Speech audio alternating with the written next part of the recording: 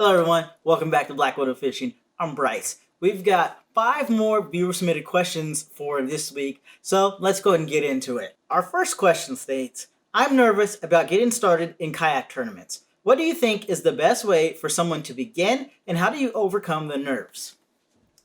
That's an excellent question, and I believe that most people actually don't get involved in tournament fishing simply because they're nervous or they don't know what to expect. But with today's new technology, especially doing photo or catch photo and release tournaments, it's a real easy way to get started. So I always recommend everybody do their research, find out what organizations you like to do, or what organizations are in your area, and go ahead and start from there. But if you need some advice, I would recommend KBF, which is Kayak Bass Fishing, to actually start out. There you can partake in some of the monthly tournaments that occur in your state. So you're competing with just other kayak anglers that are located in your state, so you don't really have to worry about, hammers from all over the place. And it's a month-long tournament, so you get to fish throughout the month, and you submit your 5 best fish.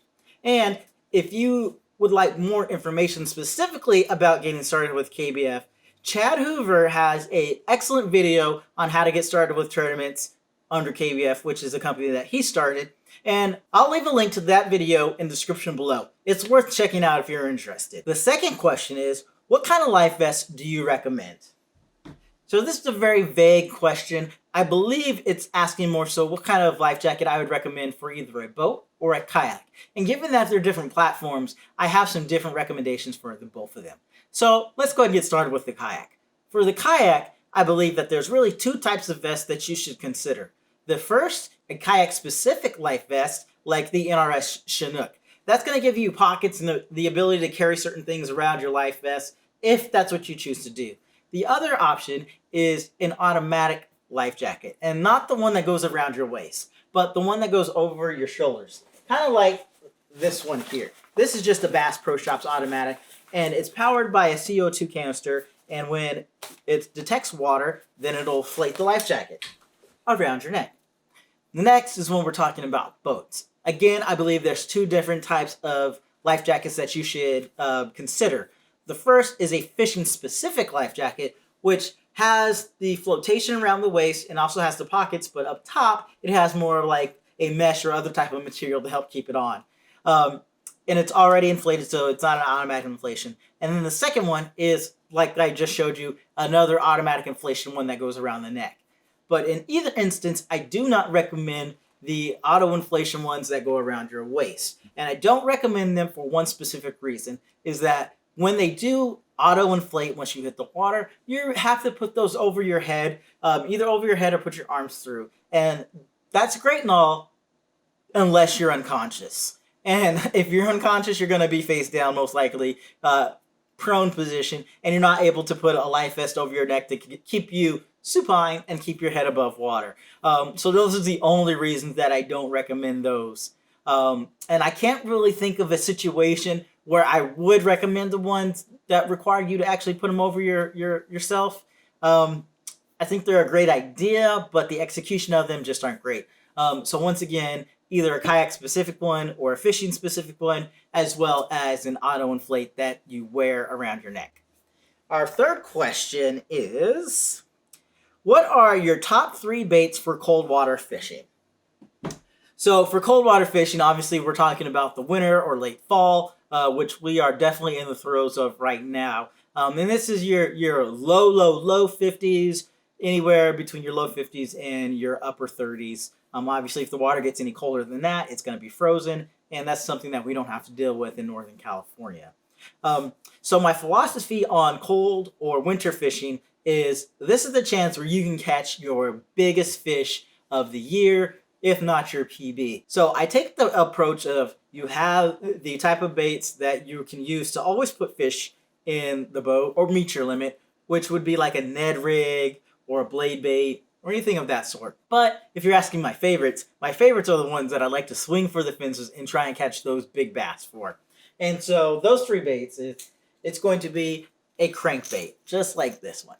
And so there are many different brands and types. This one does have a little bit of rattle, but what you want to look for are those crankbaits that are designed to be fished fast, where you're burning them. You reel, and then stop. And usually when you stop, you're going to get smacked. And so with that, you want one that kind of dives deeper. Because most bass, and not all bass, but most are going to be setting up off of the structure or just around structure right by those deep waters, 10 to 15 to 20 feet of water. And so we want a crankbait that's able to get down there. So this one is from my Warriors tackle box that I unboxed probably a few months ago now. And it's just got the gold with some purple, and purple seems to be a very effective color in the wintertime. So with this build, this allowed the bait to get down really low, and then this is a spinning one. It doesn't rise and it doesn't sink. It'll just kind of sit there, and usually, like I said, that's when it'll get smacked. So a crankbait designed for speed cranking.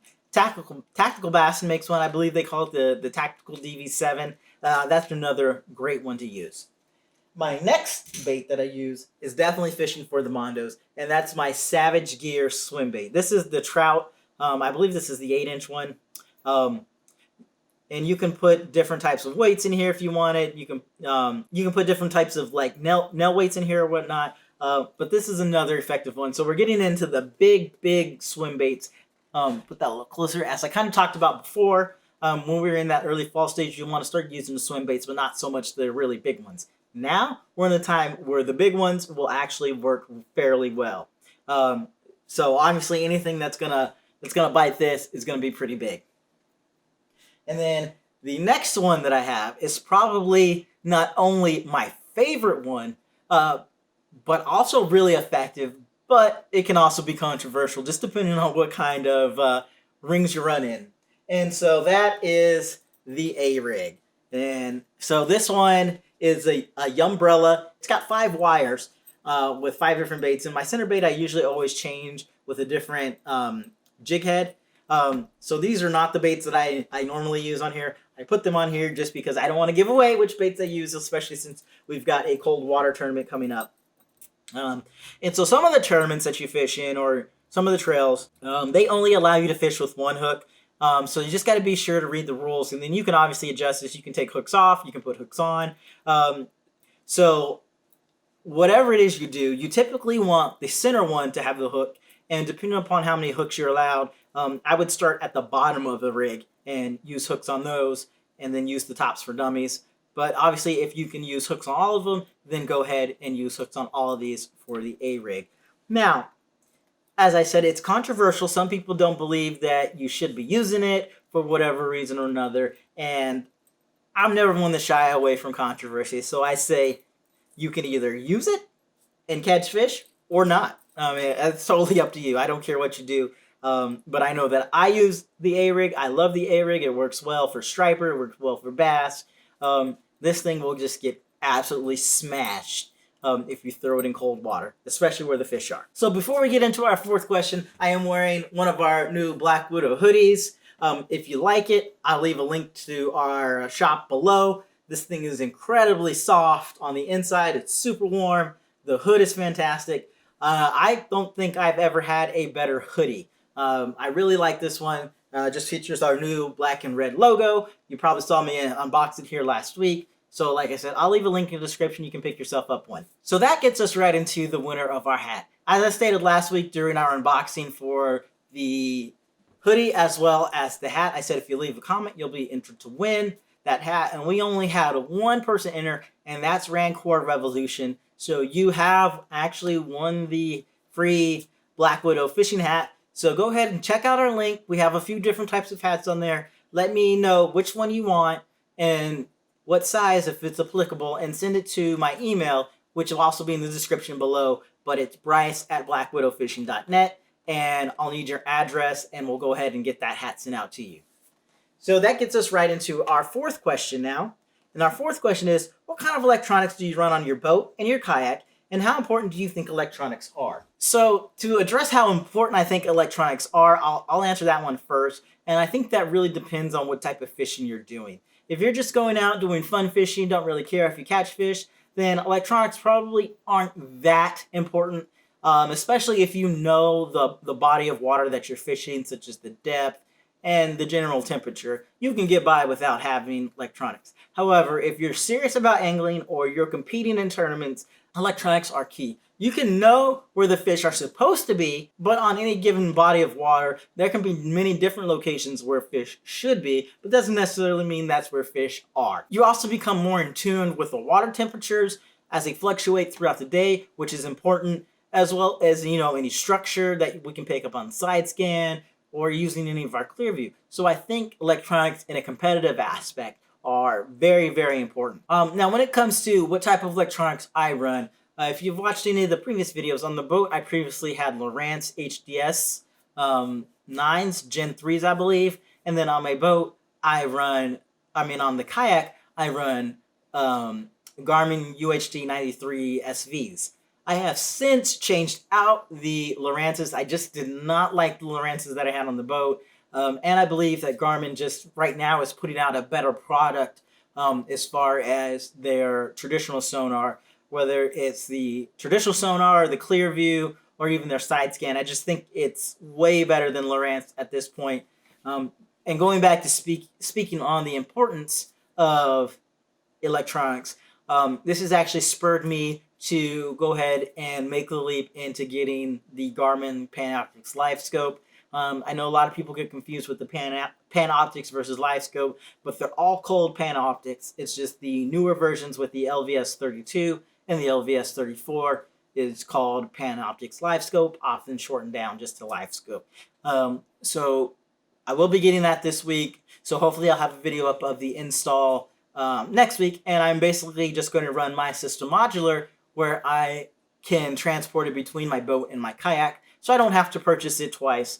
Because really the only thing that I would be moving would be the transducer, which is going to be on a pole mount anyways, which will be easy to move, and then the black box itself, which I'm going to find a non-permanent mounting solution that allows me to easily transport that back and forth. So that wraps up electronics. Go ahead and leave me a comment about what kind of electronics you guys run and why you chose that particular brand, and if you have any experience with the other brands. I'm always curious to hear what people think.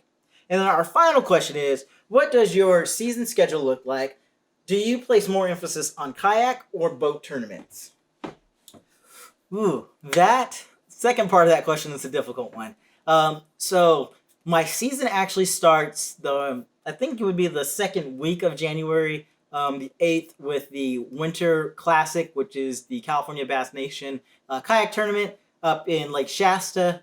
So there'll be some coverage of that. And then from there, pretty much until, I would say, almost till October, it's generally going to be every other weekend that I'm at a tournament, just for what I have on the schedule now. That doesn't include any that I might pick up. And of course, I might drop some just depending upon what's going on in my personal life or how I feel. And regards to which one I place more emphasis on, that's a really tough one to answer because I always, and I say always, like to win. That's why I'm out here. That's why I do it. I do it to win. I've said this before. Yeah, it can be fun. But, if you're not catching fish and you're not giving yourself a chance to win, it's not fun. And that's just the reality of it. And I do the tournaments because I like to compete, but also I need to get more out of it than what I put in for it to be profitable. And that's with everything. So when it comes to kayak tournaments, there's only a couple trails or a couple events that are team kayak related. So for the most part, for me, anytime I'm in the kayak, it's a solo thing. And so my goals for each individual tournament that I am in can be different. And I can tell you for a fact that this Winter Classic coming up in January that I have already mentioned, my goal is obviously going to be to win, but my overall goal is going to be to catch the big fish again. And if you watched last year, you know that I caught the big fish in January at the tournament right about 9:30 on the first day of fishing, but I did not buy into it. And my fishing partner, Tony, wanted to buy into it, and I told him no, and I caught the big fish, and I did not win that one. So that was really disappointing. I won it on the Wild West Bass Trail side, but not for the California Bass Nation side. So my goal for this tournament, whether I win or not, is to catch the big fish, and I'm definitely going to be in it, and I'm hoping to bring home some money and a plaque from that as well. But for my other kayak tournaments, it really just depends on what the actual event is. And when it comes to boats, I don't do at least this point in time, I don't do any individual boat tournaments. That might change just depending upon if I find a series that interests me. I really don't want to do any tournaments where I have a co-angler. And that's not to be confused with a teammate, but a co-angler, somebody that you typically don't know that hops on your boat. It's just not the kind of fishing I like to do. I know there are a few other pros that have specifically talked about it, like Brian Latimer. He has talked about where he doesn't necessarily like having a co-angler on his boat, and I understand and I agree. However, when it comes to the tournaments that I do, where I do have my teammate Tony, I like that, and I think that I have to place a huge amount of emphasis on doing well on there, just because it's not just me alone. We're working as a team, so if I'm not fishing well, that means that he's not fishing well. And, it really comes down to being, a good teammate. It's not right if he's catching all the fish or if I'm catching all the fish and the other person's not contributing, unless that is your specific tactic. There will be times where we'll be like, okay, one of us is going to fish finesse. This is our technique. We're really great at it. And I can tell you, he is a fantastic drop shot angler. And so if that's our tactic, where he fishes for let's get a limit, and the other one fishes for the mondo using a power fishing technique or reaction, then of course that's different. But if we're both out there trying to put fish in the boat, it really creates that pressure to where you have to perform, or your partner's not going to be very happy with you for the most part. So that wraps up this video. We've probably got a very busy week ahead of us, and then we'll kind of ramp down for the holidays. And then once the new year starts, we're going to be right back ramped up into our tournament schedule. And so there'll be a lot more fishing content. Hopefully we'll get a lot more teaching out there. So we've got a lot of great things coming for the channel. So thanks for stopping by. Catch you next time.